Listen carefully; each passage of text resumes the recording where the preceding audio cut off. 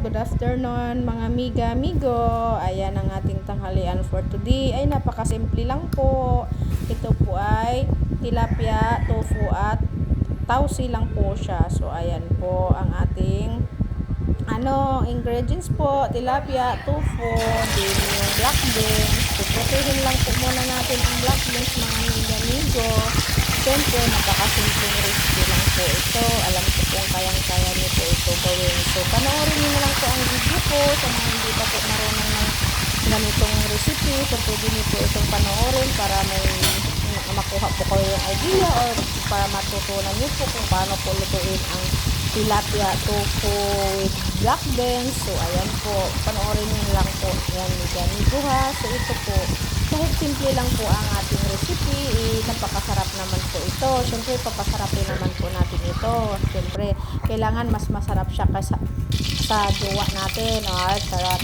So, ayan. Ganyan lang po siya. Tapos na natin sa pirituhin. Then, gigisa lang po tayo sa ibang kawali ng mga lamas natin. Luya, bell pepper, then bawang at saka sibuyas lang. Isa-gisahin lang po natin sa mga amiga-amigo.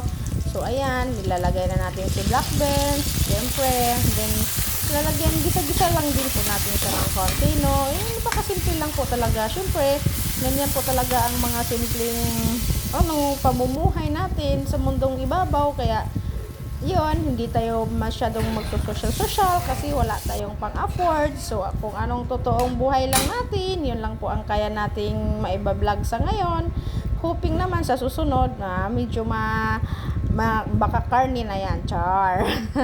So, ayan, ganyan lang po. Ilublob po natin si pretong tilapia po pagka kumulo na ang ating mga lamas na ginisa na may black beans para manunuot din po ang lasa ng black beans doon sa ating pretong tilapia, no? So, ayan na po. Luto na po siya. So, ilalagay lang po natin si tofu. Then, yum na po siya. Happy eating, di ba? Kahit mga anak ko po, pag ganitong luto, kinakain din po talaga nila. Kasi as in, malasa po talaga siya. Kasi meron po siyang black beans. Ang black beans po kasi ay nakakapagpasarap ng ating mga niluluto. So, ayan na.